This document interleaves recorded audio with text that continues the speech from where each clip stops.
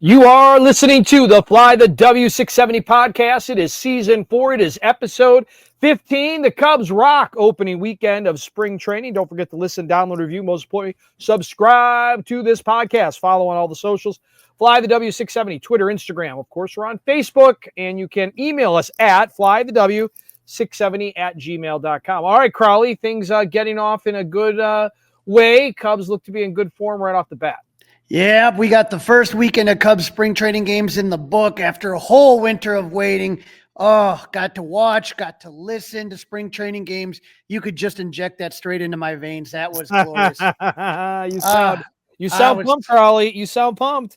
It's Cubs baseball, man. Seeing, when Marquee shows it and they zoom in and they show the fans and the crowd and the tents and all that stuff. I saw my Club 400 peeps out there.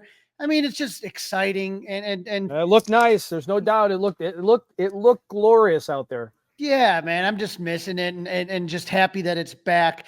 And that first game was at Camelback Ranch against the Dodgers on Thursday. Cody Poteet got the ball for the Cubs against Yoshinobu Yamamoto, who the Cubs will face in the first game of the Tokyo series. I got a couple notes that I wrote down after kind of watching some of these games here. The game one lineup, we talked about it. Only one regular in that lineup, Michael Busch in first base against his former team, the Dodgers. And, the Dodgers, that was their first home opener, the first game, obviously. So they had a lot of their regulars in, not all of them. You had Mookie Betts in there, and you had Max Muncy and Teoscar Hernandez and some of those guys. A guy that was in the lineup that was, a little bit of a jarring look for Cub fans. How about David Bodie in Dodger blue? Yep. Mm-hmm. Got to make that start right there. So, it was fun. I did see, there was a scary moment in the third inning, Dustin. I don't know if you saw this. Cubs are down 3-0. Bobby Miller on the mound for LA. Heard it, you saw it. This is bad. Yeah. Vidal Brujan draws a leadoff walk, steals second. Michael Busch is up, and he drills one right up the middle and hits Miller right in the head. The ball was 105.5 miles per hour off the bat. A run scored to make it a 3-1 game, but more importantly, Miller was able to walk off the field under his own power. Thank goodness. Oh my God, that was just so scary too, because when I watched it, Michael Busch actually, it's not an actual real game. He actually stopped to kind of see how he was doing before running to first base, and it was scary. But luckily Bobby tweeted out, "Thank you to everyone who reached out. Really means a lot. Scary moment. I'm good. All praise to the man above. Can't wait to get back on the mound." But oh man, 105 off the head, Dustin. He did enter MLB's concussion protocol. The Cubs would go on to score 5 more runs in the inning on an RBI single by Kevin Alcantara and a 2-run RBI double by backup catcher Reese McGuire, an RBI ground up by Christian Franklin, and an RBI single by James Triantos. So they turned that 3-0 deficit into a 6-3 lead. Rule 5 draft pick Gage Workman hit a 2-run double in the 5th for the Cubs. A 2-run blast for the Cubs, his first Cactus League home run. And 2024 7th round pick Ivan Berthauer hit a 3-run blast. All Cubs on this one, 12-4. So I guess that means the Cubs are going to beat the Dodgers in the National League Championship Series, right? Sounds right to me. Fly that W, Crawly. Fly that damn W. I mean, all kidding aside, Michael Busch and the kids had some good at-bats. Busch was 2 for 3 with an RBI. Alcantara, 2 for 3 with an RBI. Gage Workman was 2 for 3 with the home run. James Triantos, 1 for 3 with an RBI. But that's what we talked about. We talked about that's what's important about these games, is to get these guys some at-bats against some other professionals. Yeah, and everybody looked, all weekend looked really good for the most part, other than Sunday. Cody Poteet started the game. He did fine in the first inning, but couldn't get out of the second. He gave up 3 runs. What was a historic note was that Cody Poteet was the first player to call an ABS challenge in the first inning. We're going to talk about that in segment 3. I can't wait to talk about that. But other than Poteet, the Cubs pitching looked solid, especially Daniel Palencios, who was hitting triple digits in the first game of the Cactus League. Dustin, how do you throw 100 in the Cactus League? He threw 16 pitches, 10 of them strikes, 7 of them were 100 miles per hour or over. And Dustin, there were a few that were at the 99.5. I mean, he was throwing gas. He struck out one batter, walked one, didn't give up a hit, but whoo, he was on fire. Speaking of gas, Brad Keller, who signed a minor league deal with the Cubs and is a non-roster invitee at spring training, he opened some eyes with what the heat that he was throwing. He averaged 96.3 miles per hour in his fastball, topping out at 97.9. Keller pitched most of his career with the Royals, and then last season he was a Sox both ways, White Sox and Red Sox. But his fastball, Dustin, was 93.8 was his average fastball.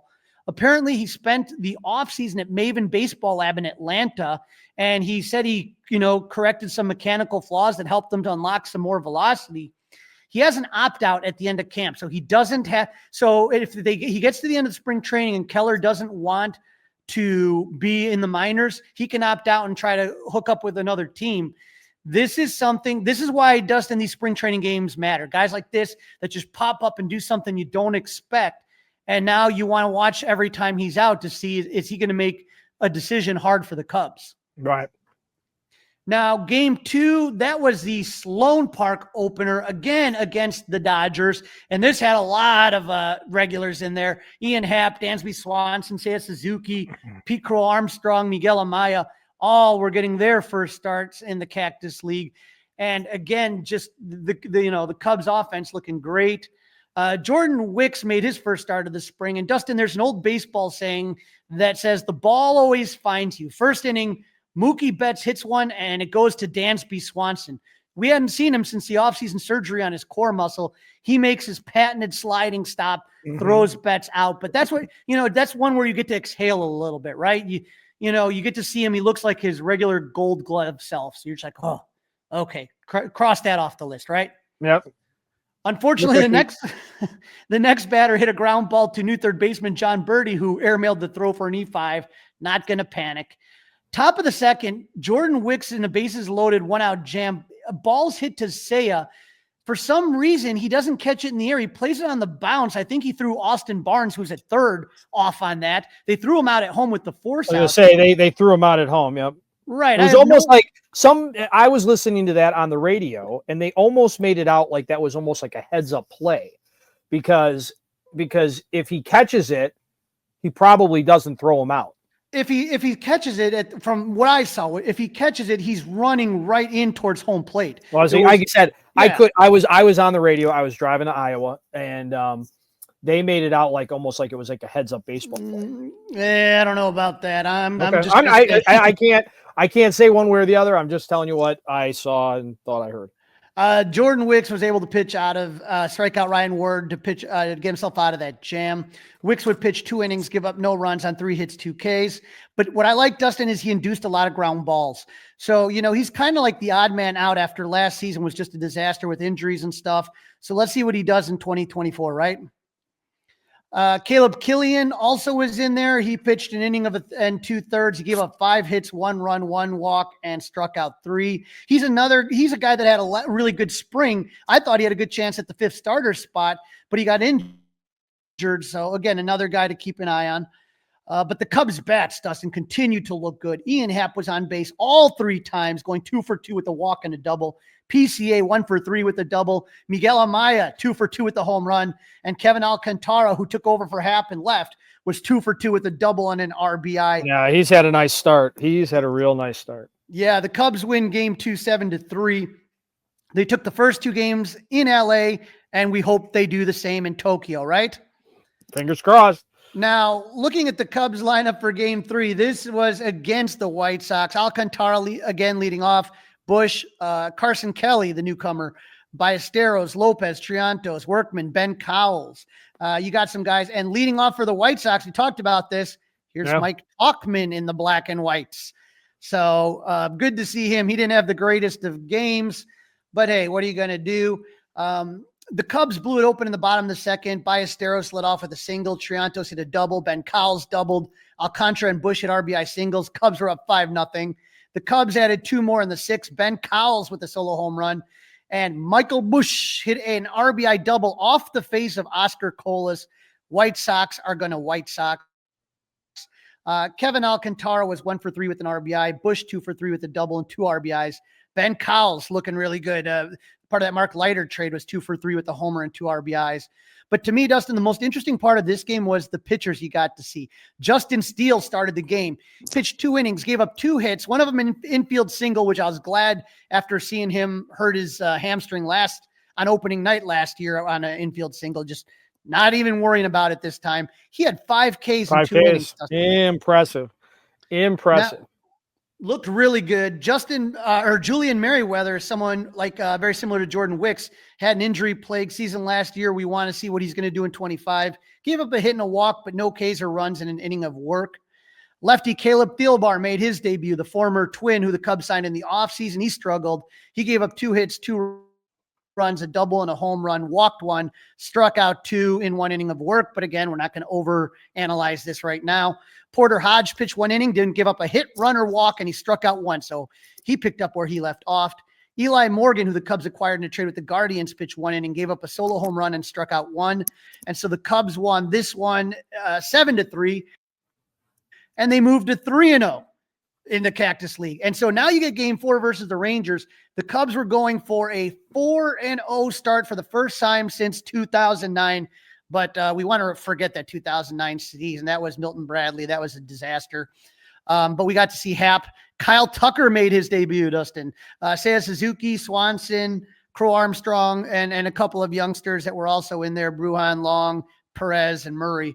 But, you know, when you look at this one right here, the offense did not perform well. This was the one game where the offense looked a little bit off. Ian Happ was 0 for 3. Kyle Tucker 0 for 3, but he really hit the ball on the screws. 2 warning track fly balls and a hard hit ground out.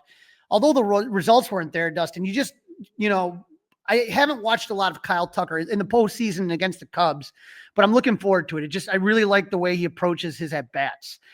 Seiya Suzuki was 0 for 3, and for the second time in right field, he had another bad play. This time, he was charged with an error on a transfer to a ball that he bobbled. Dustin, I don't want to hear him complaining about being the DH. He's the DH. Right. He's showing why, right? It looks like he hasn't been doing much practice of it in the offseason. Maybe he does, Dustin, but he he's doesn't pressing, show up on the field. Yeah. Maybe he's pressing now. Yeah, maybe. I just don't know. But Dansby was 1 for 3, but the highlight offensively for the Cubs was PCA. 3 for 3 with a double. And the other thing, he was spraying the ball all over the outfield. Yes, went the other way. Yeah. Right. Really liked his approach by Pete this spring. On the pitching side, a lot of pitchers making their spring debuts. Colin Ray made his looking a little rusty. He pitched an inning and a third, gave up a run on 2 hits, 2 walks, and 3 Ks. Ryan Presley made his debut as well. The Cubs closer pitched 2/3 of an inning, gave up 1 run on 2 hits, a walk, and a K. Nate Pearson, 1-2-3 inning with no walks or strikeouts. And then Keegan Thompson gave up 1 hit, but it was a home run. Now, Dustin, we talked in an earlier episode, Keegan doesn't have any options, okay? And so this is a guy that, it's only spring training, but for a guy like Keegan Thompson, and we talked about Brad Keeler earlier, Keegan Thompson has to pitch well or he's not going to be on this roster. Correct. And so, yeah, it was a home run. It was his first game. Not going to, put too much into it, but he's a guy that doesn't have options. So every start that he makes every appearance he has in the Cactus League is a big one. Daniel Palencia, after his previous good outing, struggled with commands. He gave 2 runs on 2 hits and a wild pitch. The Cubs are down 5-0, Dustin, in the bottom of the 6th when the youngsters scored 3 in the 6th, 2 in the 7th, and 1 in the 8th to give the Cubs a 6-5 win to keep themselves undefeated in Cactus League play. Funny play. Yeah, the Rangers were booting the ball around a little bit, right? Yeah, the guys at the end of the game weren't the guys you were going to see, but hey, let's keep trying to keep the winning ways, right? As long as we keep flying W's, that's all we care about, right? That's all we care about. So we've got 1 new Cub, which means we had to have now 1 ex-Cub. Yeah, we finally got our first look at Justin Turner at Cubs camp on Thursday. We also found out what his contract would look like. And this one right here is from John Heyman, $6 million deal with 1 option, $4 million for 2025. There's a mutual option for 2026. So if both of them agree, he'll get paid $10 million for 2026, or they owe him $2 million on a buyout. Plus $125K for 350 plate appearances. So he gets a lot of options just for all the different plate appearances. Plus for all sorts of things. Plus $500K if he's traded each time. So a lot of craziness in that deal right there. If you're traded, that's an interesting little nugget. Yep. And like Didn't you realize said, it was cost that much to move. like you said, Alexander Canario is the one that's DFA'd. We're kind of waiting to see what happens. Yeah, he could be back, right? It's not over yet. He's not coming back. I'll tell you. No. I can tell you that. No, someone's going to take a shot on him, a young guy. A team like the White Sox would be a perfect example of a team. Why not give him a shot? Why not give him a shot? Yep. Right. What do you got to lose? It's not going to cost you a lot of money. And he's a guy that had a lot of power. And, the issue just came is that he had that one catastrophic injury when he was really going to look good. It affected him for a year. It cost him a year and it just didn't play out. So we'll see what happens. Dustin, I don't know if you bought a PCA jersey. You might want to try to return it. He's got a new number. How about this story? New number 4. Jed Hoyer said he wanted him to have a faster number. The way the story goes is they're playing basketball. Nicky Lopez was there, PCA, Dansby. Jed Hoyer comes out and says, hey, if I hit this bucket, you're going to change your number to something a little bit faster. And so he hit the shot. Now, PCA said it was a 12-footer. Jed Hoyer disagreed on the broadcast with Boog and JD. He said it was an 18-footer. Either way, he moves from 52 to number 4. So can you imagine if you did have a number 52 jersey? This is why, Dustin, this is Crawly's rule. All my jerseys say Crawly on it. If you're not as egocentric as I am, get a Sandberg, get a Santo, get a Dawson. How many guys have you ever seen walking around with Milton Bradley or Nomar Garcia Parra jerseys? Just don't do it. Right. Don't do it. Right. Even Chris Bryant, he's a legend. He'll always be a legend, but even that's like he won a World Series, so we'll give a pass on that. But to me, until a guy is a Cubs legend, and all the World Series guys to me are Cubs legends, so I'm just going to add that caveat in there. But until he's a legend, I really don't buy jerseys from guys that are just on the roster. You see how the turnover is these days and stuff like that. Yeah, it's crazy. Yeah, especially if you're buying, the real McCoys and whatnot. Yeah, it's $250. No, I ain't doing that. Nope. Some injury updates and roster moves. We got some good injury news and bad injury news. The good news: Matt Shaw is doing great, hitting in the cage and throwing. And Javier Assad has resumed playing catch. Both guys dealing with oblique injuries, but it sounds like things are trending in the right direction. With Shaw, he's been hitting in the cage, but he's going to be doing some more outside hitting, on the practice fields. And then Assad should be on the mound hopefully soon. How about this? For the first time in 9 months, Cade Horton threw a live bullpen to hitters, recovering from surgery from a grade 2 right subscaltrus strain. Dustin, he was a guy we were hoping would come up last season. So, from everything I heard, the bullpen session went great. Well, it's always good news to hear that he's throwing again, no doubt. Yes, sir. He has potential to be just really special. And then Nico Horner, who was on the broadcast booth for a couple innings with Boog and JD on Sunday, is continuing a throwing program. And he was throwing long toss on Saturday. So, getting there. Bad news, outfielder Brett Bateman is going to undergo hamate surgery on the right hand. He was Bateman's an 8th-round draft pick in 2023, spent time between South Bend and Tennessee. Brandon Birdsell, last season's minor league pitcher of the year for the Cubs, is out with a grade 1 lat strain. He's going to be shut down for 3 to 4 weeks. But Dustin, the real bad news is Owen Casey, one of the top prospects in the Cubs system, was shut down with groin tightness. We also found out, a setback, right? Yeah, we found out he underwent core muscle surgery in the winter. I don't know how similar it was to Dansby's, but first we've heard about it, right? Yeah, never heard about that. No. Now, you mentioned it earlier. To me, Kevin Alcantara really is looking good this spring. It's early, but boy, has he been on fire so far these first few games. And so he would probably, especially because, he would probably be the first one called up. He was called up last season. And so I thought he would be called up before Owen Casey anyway. But God forbid if something happens and you need a left or a right fielder, I think Kevin Alcantara is there. So hopefully that'll give Owen a little bit of time. But Dustin, you sit there sometimes and you see how these injuries affect players, whether it's Canario or whether it was Nelson Vasquez or whether it was, I'm blanking, Brendan Davis. You get these injuries, for these minor leaguers, your window sometimes is very small, and an injury, a setback, something like that could mean the difference of getting your chance to break in with the Cubs or, going elsewhere. And that's kind of what we saw. So just hoping that Owen recovers quickly and can have the kind of season that we're hoping and be able to contribute at some point in time to the major league club. This is the Fly the W670 podcast, episode 15, season number 4. Please leave us one of those 5-star reviews. In this segment, Crawly interviews Denise, Vasquez, and Cathy, Weadley, 2 Cubs fans that now share more than the love of their favorite Northside baseball team. This is an amazing story about baseball, friendship, and sacrifice that you do not want to miss. Joining me live from Arizona, we got 2 great Cub fans. We have Denise Vasquez and Cathy Weadley. First off, Denise, how are you feeling today? How are you doing? You just saw another Cub win, 4-0 so far. Yep, we're undefeated. And Cathy, you're down there as well. You've been in all the games, been a lot of fun, and the Cubs look good so far. Now, Cathy and I, we know each other from way back.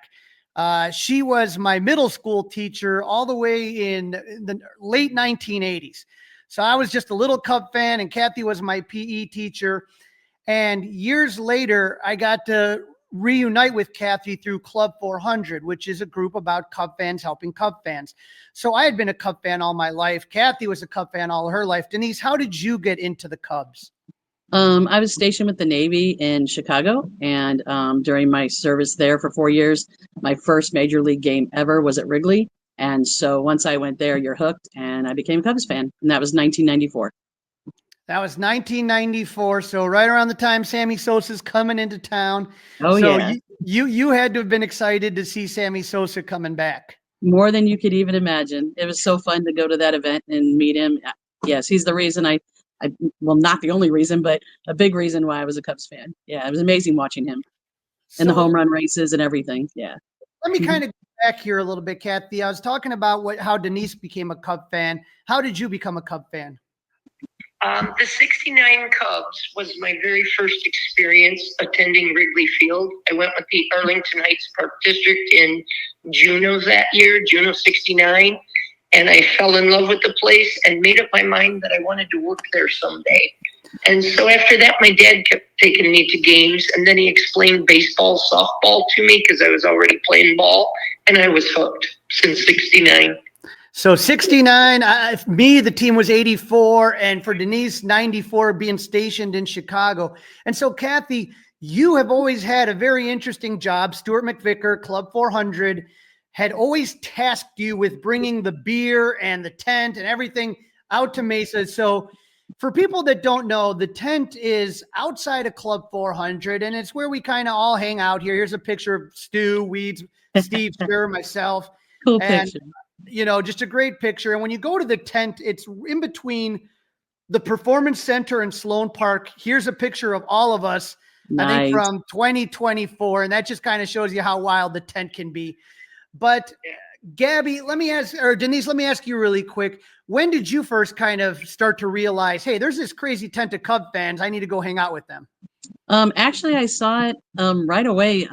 We started coming out in 14 when the stadium was built there, and I became a season ticket holder in 18. But we always saw the tent, and I was always wondering. You see them all lined up, and I was always asking my wife, how do you get involved with somebody on that side?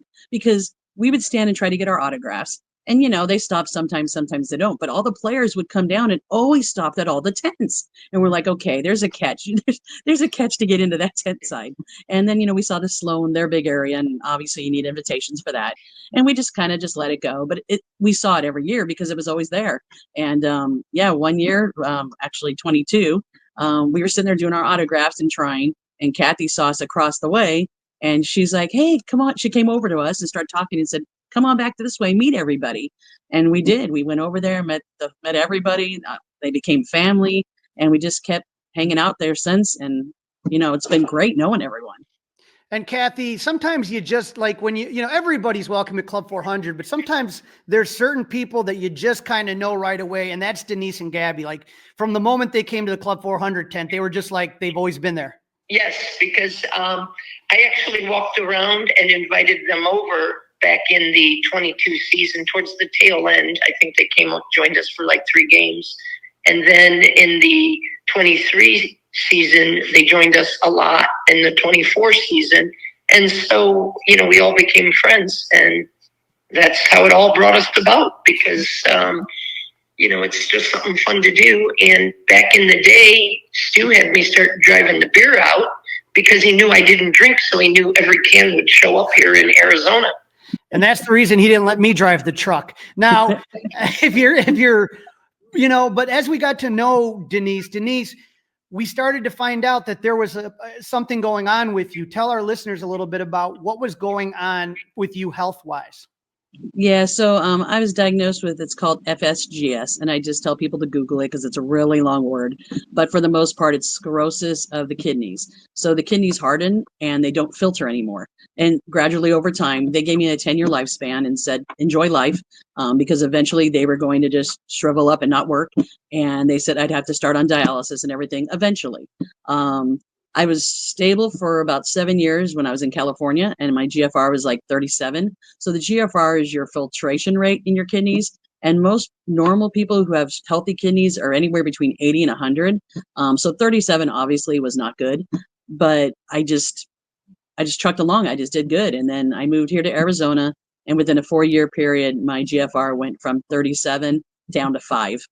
And at that point, December 10th, they said I needed to start dialysis, and we all saw on Facebook how that went. So it wasn't good. Well, we realized, okay, Denise needs a kidney, and that's where Club 400, Stuart McVicker, everyone involved just says, okay, we need to do something to help Denise. So we're trying to get the word out everywhere. Hey, Denise needs a kidney. There's a QR code. We're sharing it all over Facebook, everyone we possibly can.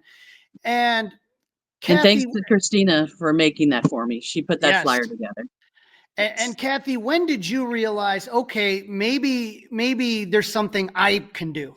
The 23 season, I applied, but it was with the National Kidney Donation Center. They hadn't heard of Denise, so I had to wait till I came back in 24 to say, Denise, where do you need me to apply? That's when I found out it was St. Joseph's Hospital and the Norton Transplant Center connected to the hospital. So I applied in April when I got home from the 24 season. And then basically my application was put on hold, probably because of my age and the fact that I survived West Nile virus, spinal meningitis, and encephalitis.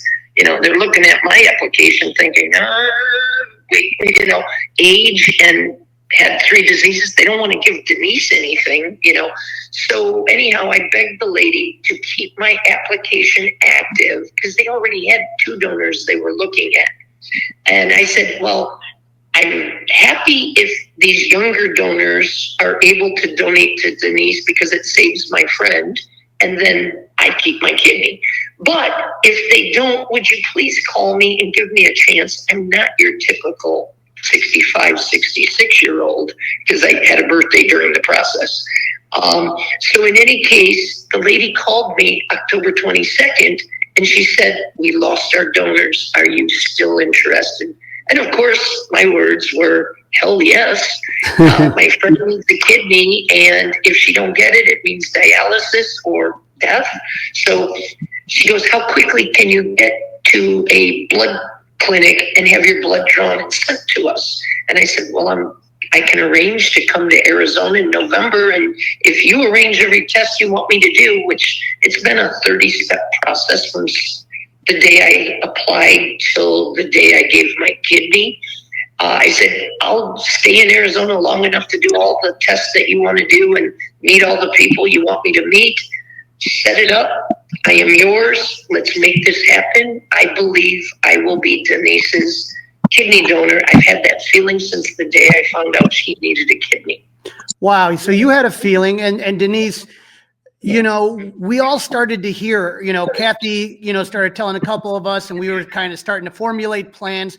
But, in the meantime, you have no idea that you have somebody that's very close to being a donor. And as you said, you start dialysis. And at this point, it's getting dire. The situation's getting dire. And I don't even want to go through the whole dialysis process, but let's just say for you, I mean, this is a picture that you took from your social media. Great photo, man. You could have picked anything else. You could have picked the one you hooked up to the machine or something. Well, here's why I picked that photo. To be honest, no, it's not the greatest photo, but to me, I'm watching this and my heart's breaking because I see how much pain and suffering that you're going through at this time. And like part of me is like, oh my, should we? We can't say anything because if it doesn't work out, then you're just disappointed. So we're kind of just sitting here just praying. But in the meantime, we're watching as the situation's getting worse. How scared were you, Denise, when that picture that I showed, how scared were you at this point? So scared kind of isn't the word. I was completely devastated. Obviously, I never wanted to go on dialysis. That was not even in my plans to do it. But my mother, because moms, you got to at least try. You got to at least try. But I always knew I didn't want to do that because I'm a very outgoing person. I like to do stuff. And again, if you're on my Facebook, you see I go everywhere. So to be told I have to sit in a chair for 4 hours, 3 times a week to get my blood cycled, and that's not living. That's just not living. For some people it may be, but for me, it's not. So I decided a long time ago I wasn't going to do it. But again, because of my mom, I did try it. We all saw how that went. 3 times passed out. My arm got infected. I was hospitalized. It was just 2 weeks of hell. It just didn't go well at all. And then it just, I was having a complete meltdown. I was done. I was serious. Yeah. I was ready to check out of the hospital and just go home and let time do what it needed to do. And so, Cathy, when did you get word that it was all systems go? I got the phone call December 17th that I was officially approved to be Denise's donor. They told me when I left Arizona November 20th to come home after completing all 23 of the steps. I still had 2 tests to do at home, the mammography and the colonoscopy. So they said, pending the outcome of those 2 tests you do at home with your doctors, if it's a go with them, then you will be Denise's donor. So we are petitioning the transplant and hospital board to get permission to have you be Denise's donor pending the outcome of those 2 tests. So I knew as long as I kept getting good news, I would be the donor. December 17th, they had my colonoscopy report. They got the December 3rd, they got the mammography report. So I got the phone call saying, I am the donor. And I said, when are you going to call Denise? You got to give her some good news.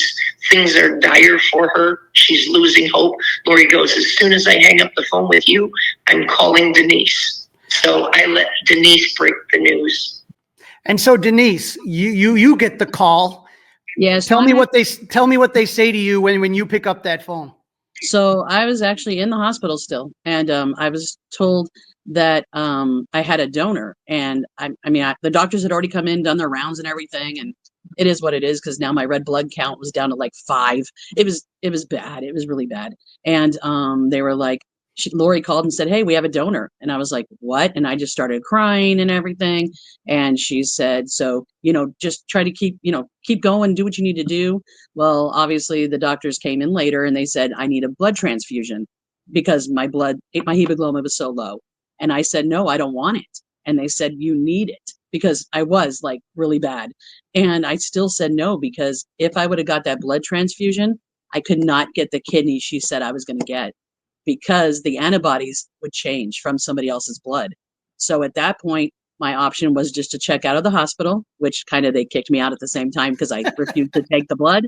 And I came home, I sat in the sun. I tried to get as much vitamin D and eat some proper foods to try to raise my hemoglobin so I can 3 weeks later hopefully be able to do the surgery, because the surgeon said if my hemoglobin wouldn't get to 7.3 and I was like at 5, there was no way they were going to do it. So on the 6th of January, I went in and it was 7.3. So they were going to do the surgery the next day. I literally lucked out. And so, Cathy, there's a small group of us that know that this is happening. And so there's this big reveal planned for Denise, but it did not go according to plan. Tell our listeners about that. That was a rough morning. Stu McVicker was coming out here for JP's wedding. So Stu's like, do the reveal when I'm there. And I'm like, absolutely. We got to have that.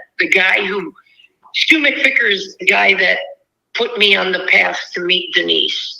And basically Club 400 me being involved in that put me where I met her. And it's kind of like answering Denise's family and Denise's prayers. God answered their prayers through me by making our paths collide. So we decided, I was talking to Stephanie, Steve, Rich, and everybody that was out here, Linda, Stacy, Alan, Miriam. And so we're like, let's pick a date where we can get everybody to assemble, and we wanted to have a luncheon. So it was decided we'd go to Portillo's in Tempe there and tell Denise. Why we didn't think of Sloan right off the bat, I don't know. But Denise ended up at urgent care that morning because of the swelling in her hands, infection, whatever. She can tell you more about that. So we're like, oh, okay, so lunch is off. Well, if you get out in time, we don't mind. We'll move the time. Stu was going to have a photographer and everything to videograph it. So we're like, we got the bright idea. Well, let's go to Sloan and have them meet us there. So we stood outside the first base gate and had the marquee in the background. We were sweet talking the security guard into letting us in, but he had to call higher ups to get that. And unfortunately, we didn't give enough advance notice, or otherwise they would have let us in. But so we stood in front of the gate, and eventually Denise and Gabby got there after they finally got out of urgent care. So we had the group all assembled, and then we did the big reveal with the help of Obvious Tees. Steve got the bright idea for that, him and Rich. And they ordered shirts for us that Joe at Obvious Tees or Obvious Shirts supplied. And then we had everybody go up and say something to her and how excited we were. And then when it was my turn to talk, and well, you know what, Cathy, I'm going to stop you right there because I actually have the video of this actual moment here. We'd like to present this to you as a shirt that you can wear. Because remember, I told you that spring training, this is your end game. You can wear this shirt proudly here at Sloan Park. Oh, that's cool. There you go. Yeah. There you go. Yeah. So very sweet. And I also want to point out that this shirt was donated through the generosity of Joe and Obvious Shirts as well. Oh, that's so awesome. kudos to him for taking our idea and putting it into existence. Thank you. Joe cover-fight the kidney shirts for you. Yes. And Denise, everybody else has made a testimonial, and I haven't taken time to do mine yet. But I really have nothing to say other than I hope you do well with the surgery. And since I'm getting really hot, I got to take my shirt off. That's cool. Yeah. So what does that say, girl? Cubs fan kidney donor. I am your donor. Are you serious? Yes, I am. I am your donor, girl. All right. I had to lie to you when I saw you at the hospital. So you're going to be a part of me forever now, sister. Yeah. So let's get you healthy and let's get you to surgery. I mean, I'm like trying not to cry right now. I think Denise is crying. Yeah. The thing that makes me laugh, Denise, about the entire situation is that you like Cathy mentioned, you obviously were going through hell that morning. You were in the hospital again, and you probably didn't have your wits about you. It's kind of overwhelming. Everybody's kind of around you and saying all these things. And Cathy takes off the sweatshirt, and there's the Obvious shirt that said kidney donor. And you look at it and you kind of like, oh, that's cool. And I think it probably took a second for it to kind of sink in what was happening. Well, kind of originally when Steve gave me the other shirt, I just thought it was like, oh, like in other words, they're hoping you're going to get a kidney. So it's kidney fan, recipient. I was like, well, and in my mind, I'm thinking, well, that's a really nice shirt, but I can't wear it because I don't have a kidney. So it's just, I was thinking, what a nice gift, but I don't know if I'll ever wear it. It's just, yeah. And then I read her shirt, and it took a while to like click, and then, yeah, it was a lot. And then after, obviously, I realized it was her. It was just a lot. and you could see in the video, just a wave of emotion seems to pass over you at that point. Relief, total relief, because I was in a bad place, so it was complete relief. And so now now it's kind of like game time. Everybody, we know the plan. We know what's going to happen. Cathy's going to go to the hospital. You're going to go to the hospital. It's game time. And Cathy, you're one of the bravest people I've ever known. You never I've never seen you kind of waver or falter. You just said, this is what we're doing. You've always kind of had that mentality. And so, you're sitting there, and this is a picture of you with your W flag, your Cub flag. You got the Cub, whatchamacallit, surgical hat. Surgical hat, yeah. It's just, you came in with a lot of confidence. Tell us what that whole process, not the whole process, but before you get wheeled in, was there any nerves at all, or were you very confident in the procedure? Well, I was actually gonna joke with the doctor and go, wait, I changed because they told me I could change my mind up until the moment they put me to sleep. And I was gonna go, wait, I changed my underwear. Instead of saying change my mind about doing this, I would have never done that. And I never joked with the doctor because this was serious, but I was like, boy, we could have fun. And I love having humor. So in any case, the hospital staff was fantastic. Every single person I encountered. And this was the best Christmas present I ever gave anybody. And I was honored to do it. And so gift I got. The best Christmas gift you ever got. Denise, now as you're sitting there and you're getting wheeled in, how confident were you going in there? Were there some nerves? I was nervous just because I knew my blood count going in was really low. And they did tell me they were going to have to give me blood when I was on the table. But that would not interfere with the kidney because I was already open and they were going to run it through at the same time. So I knew that was going to be okay. My fear was it can happen, they put it in and my body could reject it. And then I'd feel devastated because she went through all this to help me and I killed it, so that weighs on your mind a lot. So, but I was really, really excited and also just like, apprehensive to like, just let this please work. Yeah. And Cathy, you guys are in the same hospital. And the one thing I can say is both of you, it feels like both of you, it seemed like you were ready to go run a marathon. You guys were so excited after it was done, even though, you've got to take it easy. Just the joy on both of your faces and going to visit each other in hospital rooms. It looked like you guys were just enjoying it so much. When we were talking about what it was like going into surgery, the last thing I said to the surgeons and the surgical team right before they knocked me out was, all right, team, let's do this. Let's get her done and let's hit a home run. Grand slam here. My friend needs a kidney. Let's get it out of me and get it in her ASAP. And so they're like, okay. And then boom, the mask goes on and I didn't wake up till 2:30 in the afternoon. And then the rest is history. And so, Denise, now here you are. Tell us a little bit about the recovery process and where you are right now. So everything, like I said, my first 15 hours with the new kidney, my body had already filtered out 5 liters of fluid. My body over all these years since I was sick, I've lost 30 pounds in water weight just because my kidneys weren't doing it and her kidney is doing it. So I've dropped 30 pounds and it's just crazy. It's not like muscle or anything. It's literally just water I've been retaining over all these years. And my blood is clean. My labs are amazing. All the lab work's really good.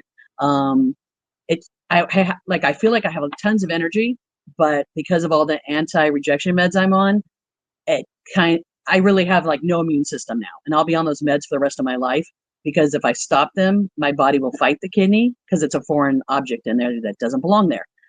So I'm okay with all the meds. Anything's better than dialysis. So I will take all my meds. I'm up to like 50 a day, but that's okay. Denise, tell me what it was like on Friday, the first game at Sloan Park. What did that mean? What did that game? You've been to plenty of spring training games. What did that game mean to you specifically? So it's been like, I didn't think honestly I'd be there because of my situation. I honestly thought I'd be on dialysis or not here. So yeah, it was great. It was fun to show up and see obviously the players and whoever showed up at the Club 400 tent and just to be at the ballpark and then talking to Steve and stuff. Like we did our interview today with Marquis with Scotty and he, yeah, there you go. And Steve was standing on the side. He actually took that photo. And the cool thing is I always remember the video he sent me in the hospital telling me, come on, Denise, you got this. This is your end game to get back here when he did it at the park. And it was emotional for me because I was in a bad place. So to have somebody go and do that for me, you can't really put that into words, but it mattered so much because I was bad.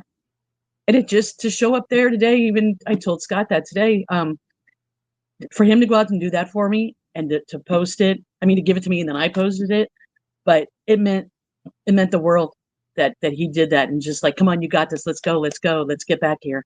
So now this story is blowing up all over the place. It's viral in Arizona, and Cathy, it was also on WGN, right? It was on WGN, I believe. And friends told me it was on AB7 back home. And Denise knows which channels they were on out here because I don't know the TV networks here. And so that was kind of a special story for National Donor Day. And the other thing is that you guys just found out some good news very recently, right, Denise and Cathy? I can see Cathy's already smiling ear to ear. Denise, tell everybody a little bit what's going to happen at Sloan Park. Yeah, so we got a call from one of the Cubs people in their little office, and they asked if we would be interested in throwing out the first pitch on March 2nd and also sing the 7th inning stretch. Oh my God. And so Cathy, I know you know the words, but are you going to practice at all before getting up in the booth? I don't know if you're going to use Tim Sheridan's booth. No, they do it right there on the grass, right out in front of the dugout. I practice every time in my car driving to Sloan Park, and I'm like, oh my God, do I know the words? Yeah. So you got to go over the words and Cracker Jack, not Jacks. There's all sorts of little things in there, but you know what? It's all about having fun. It's all about a magical moment. And, you know, I think when all of us, I always tell people when you join Club 400, the appeal to it is more like, oh, I get to get autographs and I get to meet players. And then once you understand what Cub fans helping Cub fans all about, that transcends everything, all the baseball stuff. It's beyond baseball. It's something higher than that. It's a higher calling that we all kind of got drawn to each other through baseball, through Club 400. And so this story now is just, you know, Cathy, I know, you and I have gone to a lot of Club 400 events together and we've seen lives being changed, but never, I don't know if you ever thought you were going to be so directly involved in the change of somebody's life, literally a Cub fan helping a Cub fan. If it weren't for me meeting Stu McVicker at the Tom Ricketts Trophy presentation at his home in 2017, Bob Ibeck brought me as a guest to see. He goes, "You won't believe this place." When I took one look at Stu's basement and met Stu, I'm like, I have to get involved. The very next year, I retired from teaching and hook, line, and sinker jumped into Club 400, helping Stu, working my way in. Took a job at Wrigley, working as an SSA. I'm usually at gate 5, gate 4, gate 1. Used to be in the bleachers all the time, but the knees are bad. And then I just wanted to get involved. Well, the fun thing is, guys, is that even though I'm not going out to spring training again, we have a group of over 25 people that are going to be at Chase Field on opening day, March 27th in Phoenix, Cubs versus Arizona Diamondbacks.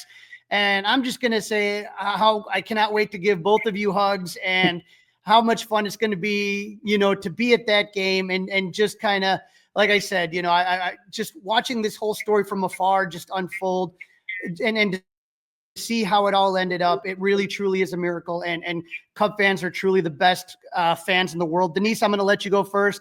Or actually, Cathy, why don't you go first with anything else you have to say? And then I'll let Denise kind of finish this episode up. Well, couldn't have done it without all the support I had to keep me going. All the people to thank. I mean, my family in Arizona, my relatives, putting me up for 4 months out here. My cousin taking me back and forth to appointments. I couldn't have done it without my Arizona family, my Club 400 family, all my colleagues back home that I used to teach with, supporting me. And I had so much support coming into this. There was no way I was going to back out or mess this up. The goal was deliver this kidney instead of beer. I delivered both actually. Deliver the kidney and the beer and all the tent stuff and all that. Get it to Arizona in time for surgery and in time for spring training. So This was my calling. I had to do this. All right, Denise. So I joked, you guys had seen it on Facebook, but I had joked about when I found out I had a donor, and then they called me the next day once I actually came home from the hospital, and they said when the surgery date was, and they said January 7th. And I was like, are you serious? Literally 3 weeks from when I just got home from the hospital. And I was like, oh my God, that's awesome. And again, trying to work on getting my blood count up. So I was like, okay. But the thought in my brain was, wouldn't that be cool if it was a Cubs fan trying to get this done before spring training? And sure enough, it was a Cubs fan, and we're going to spring training. So it's just super cool.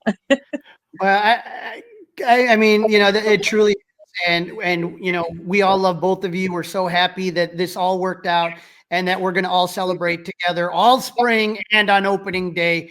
Bless you guys, and thank you so much for coming on. Oh, thank you for having us. This is season 4, episode 15. The Cubs rock opening weekend of spring training. Don't forget to leave us one of those 5-star reviews. Email Crawly and I, flythew670@gmail.com. And don't forget, you can watch us on that 670 The Score YouTube page. All right, Crawly, time to go around the bases, catching up on some Cubs news, but also be around the diamond news from all around the diamonds. And something that's going on is a little bit closer to robot umpires, Crawly, and I know you are a big fan of this. The ABS system. I'm not a fan of robot umpires in general. This is what I like. And now Major League Baseball is one step closer. During the Grapefruit and Cactus League seasons this spring, the automatic ball strike system will be in place for roughly 60% of spring training games. And the whole purpose of this, Dustin, they used it last year in AAA. They've tested this out I want to say they did it in the Arizona Fall League as well. But they want to see if this will work at major league level. I think it's coming. There are 13 spring training ballparks covering 19 home teams with shared facilities equipped with the technology. So if you are in the Cactus League where the Cubs are, you will see this at Salt River Fields, home of the Diamondbacks and Rockies, Camelback Ranch, home of the Dodgers and White Sox, the Peoria Sports Complex, home of the Mariners and Padres, Surprise Stadium, home of the Rangers and Royals, and Goodyear Ballpark, home of the Guardians and Reds. So all the teams that split are using the ABS this spring. So the Cubs, because they have their own facility, they are not using it, even though it has been used at Sloan Park before. And so, Dustin, the way that this works, it uses what's called Hawkeye technology. It's the same that has been used in tennis, right? And so this is really one of those things that they want to see how major leaguers are adapting to it. I'm excited about it. I know that there's been some managers that haven't had their players talk about strategy or anything like that. But the way that it works here, Dustin, with this ABS strike zone, right? The plate is 17 inches wide. The top end of the zone is at 53.5% of the player's height, while the bottom is at 27%. The depth of the zone is 8.5 inches from the front and back of the plate. All right. So what's going to end up happening, Dustin? This is what drives me nuts. If you've ever seen that 2-2 count, right?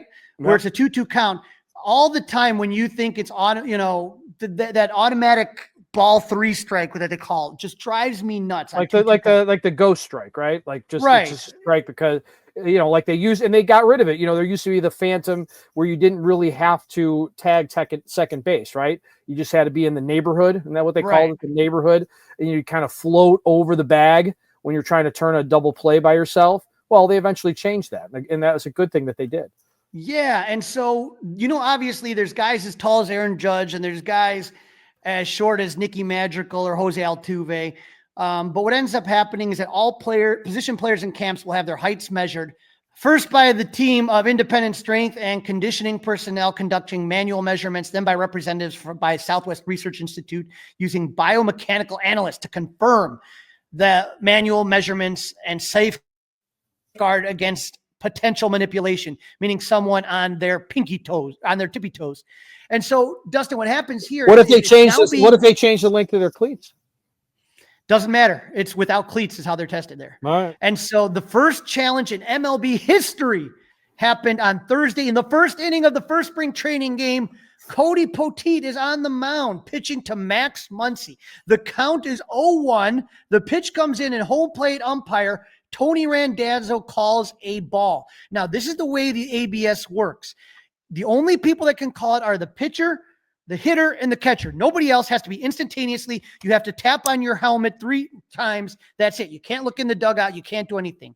They over the minor league season, they said every challenge adds about 17 seconds to the game. So it's not long. And so what ends up happening there is that you have 2 challenges. If you are right, you retain your challenge. If you're wrong, you lose them. You don't get any extra and extra innings. So there's going to be strategy, which is why I like it better than robot umpires. But this is what happens in the game. And so I'm going to just kind of play this right here. And if you're watching on 670 The Score YouTube channel, the fans see it on the Jumbotron right away. Everyone sees it, the batter, the umpire, everyone sees it. Boom, it's up there, and it shows you exactly where it's supposed to be. And so it was really awesome. And so, it really affected things. And when you talk about Cody Petito as the pitcher, they asked him after the game, they're like, okay, well, you were the first one to ever use it. What did you think about the ABS? And here's what he had to say. Yeah, I mean, totally changes the dynamic of the whole at bat. So it is useful when it's there. Now you have count advantage, and you can, go a few more different directions than if you're, in a 1-1 count trying to get strike 2. So an 0-2 count, Dustin, is way different than a 1-1 count. Right. It just is. And it's going to change everything as far if it gets accepted. So if it does get accepted, it would be next year. You're not going to see it in the major league this year. But the funny thing, Dustin, is I'm watching games this weekend, especially the ones at Sloan. I saw players, frantically tapping their helmet. They're like, no, we don't have it here. And so I'm telling you, this is going to make the game better, and I'm excited. Yeah, well, if it makes it better, then why not? And I agree. I'm not into the robot umpire, but I agree. I'll be curious to watch this unfold during spring training. Of course, we'll let you know what we think. Something we might not be seeing much more on ESPN is baseball. Can you believe this? ESPN and MLB are breaking up, Crawly? Well, I kind of understand it just because, it's the money. And this is what we were talking about with the RSNs. There may be an issue between Comcast and Marquee. We're just going to be patient about that right now and wait till see how that plays out. But it's just in general, these RSNs, he's pulling these plugs, all these things, it's affecting everything. And so what it looks like is ESPN just kept showing less and less baseball. When we were growing up, Dustin, ESPN showed a lot of baseball. And right. There's no singular show anymore. They got rid of baseball tonight. There's no highlight show anymore. So, and they still do an NFL show. They still do an NBA show. They do college football live. They got gambling shows. There is no standalone baseball show other than a lead-in to Sunday Night Baseball. Right. And you remember growing up, John Miller and Joe Morgan and all of these things and the All-Star Game and Chris Berman, back, all that stuff. And so what happened is that there was a deadline on March 1st. There was an opt-out in their deal for the final 3 years of the contract. And ESPN was like, we don't want to pay as much as we have to pay. And so that would have been $550 million each of the next 3 years, which they've said is way higher than the current market value. And so at that point, ESPN was out. MLB, like you said, unhappy with just the lack of baseball being shown on there. But Dustin, this is probably going to affect, what you do as far as your industry is concerned. ESPN Radio, though, did have a really big role as far as the exclusive radio home of the World Series, the MLB All-Star Game, the Sunday Night Baseball, and that's going to end after the season, after the breakup. And so what I'm worried about, Dustin, we talked about congratulating our friend Alex Cohen because, he was going to be the everyday broadcaster when Boo goes to do the game of the week on Sunday. There you go. Yep. What's going to happen next year when Boog is no longer doing the game of the week unless he gets picked up by somebody else? So, maybe it's going to be Westwood One. Maybe it's going to be Sirius XM. I don't know, but there's lots of speculation.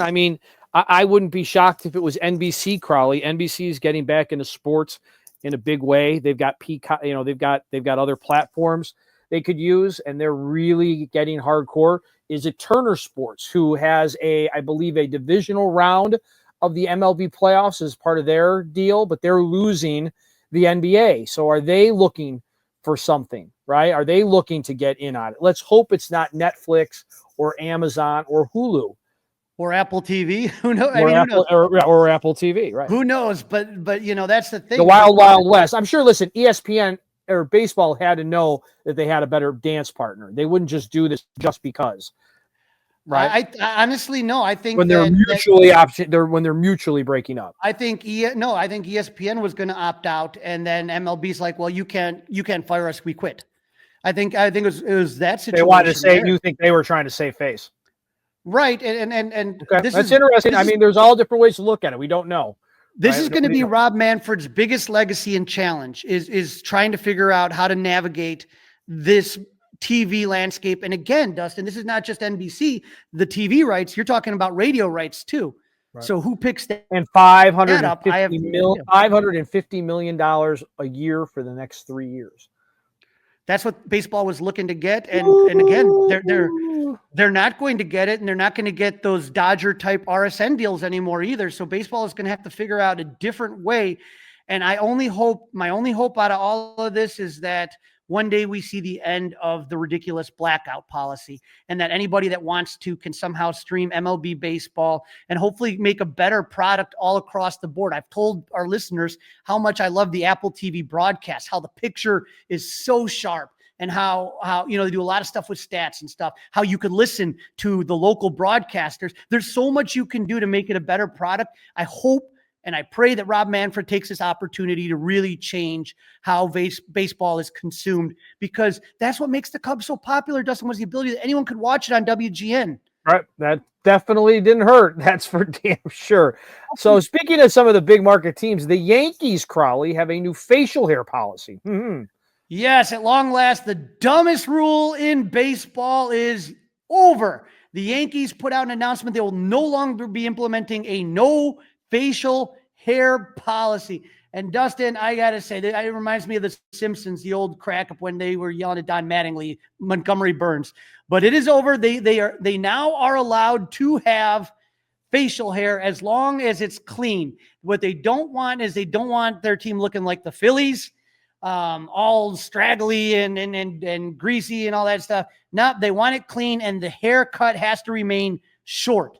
So no long hair, but you can have a mustache and a beard as long as it is groomed. Dustin, I remember many ball players ending up looking so ridiculous after having to get this done. Randy Johnson comes to mind. Andrew McCutchen had to cut his glorious dreadlocks. Johnny Damon, it was awful. And so many more had to live up to the Yankees grooming standards. But Dustin, apparently this comes about with new closer Devin Williams, apparently speaking with Hal Steinbrenner and Brian Cashman about his displeasure. And as you can see in this picture, he when he showed up to Yankees camp, he wasn't clean shaven, as was requested. And then when it was time for media day, you could see on 6-7 Score YouTube channel, he shaved a large portion of it, but it was still there. You could still see, a beard and mustache there. It wasn't completely clean shaven as was expected. And so he talked to them and said, I really didn't want to come here because of that policy. And so the talk was, look, man, if it's going to cost you free agents, is it really worth it in this day and age, in the year of our Lord 2025, to keep up with this stupid policy? This was something George Steinbrenner instituted in 1976. The policy, 49 years old. And so when the policy came out, former Cubs skipper Lou Piniella said, Jesus Christ had long hair and a beard. Why can't we? And to which Steinbrenner said, see that pond? Walk across it and you can wear your hair and beard as long as you want. And since then, that has been the way that it has worked. And so hopefully, like I said, the silliness is done. All right. You know what's not silly is Cubs baseball back on the air, Crawly. We're going to get a little taste of it this week, a couple games on the schedule. Yeah, Monday, February 24th, 1:10 locally. That's at San Diego. That's the free game of the week on the MLB Network. And then on Tuesday, February 25th, at 2:05 p.m. local time versus Arizona, Marquee will be carrying that one. Wednesday, February 26th, 2:05, San Francisco. I don't know if anyone's covering that. And then on Thursday, the 27th, 2:05 versus the Angels, again on Marquee.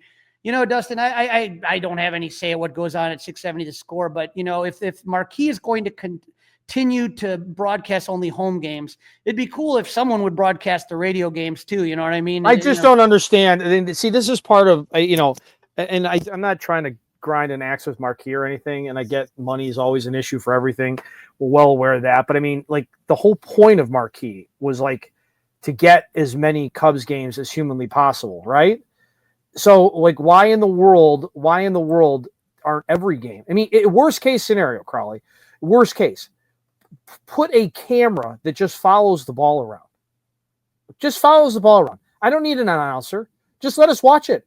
Let us look at green grass, blue skies, and Cubs baseball. Yeah, I mean, unfortunately, that's where we are. But at least we get the home games, which I enjoyed. And for me, I have MLB Network because if you're a Cubs season ticket holder, they give you it free. Free MLB Network. It's not free. You're paying for it in some way. Well, yeah, I'm paying it, but it's thrown in there as part of the deal. And so added value, my backside, Crawly. Yeah, so at least I get to kind of watch it. But yeah, just enjoyable to watch these baseball games, and hopefully the Cubs keep rolling. Well, Crawly, that's a wrap. Don't forget to listen, download, review, and subscribe to the Fly the W podcast. Follow on all the socials, Facebook, Instagram. Of course, we're on X, and you can also email Crawly and I, flythew670gmail.com. And you can watch us by subscribing to the 670 The Score YouTube channel. Crawly, I know you'll be watching. We'll get everybody up to date again later in the week. Yes, sir. These games are great. Make sure you tune in if you can. And hopefully the Cubs remain undefeated in Cactus League play. Go Cubs! Hey guys, it's Crawly. Thanks for watching. If you enjoyed this video, please don't forget to give it a thumbs up and subscribe to our channel for more content like this. If you want to see more of our videos, be sure to check out our playlist and let us know what you think in the comments below. Also, don't forget to follow us on social media to stay up to date with our latest episodes. Links are in the description. Thanks again for watching, and we'll see you in the next video. Go Cubs!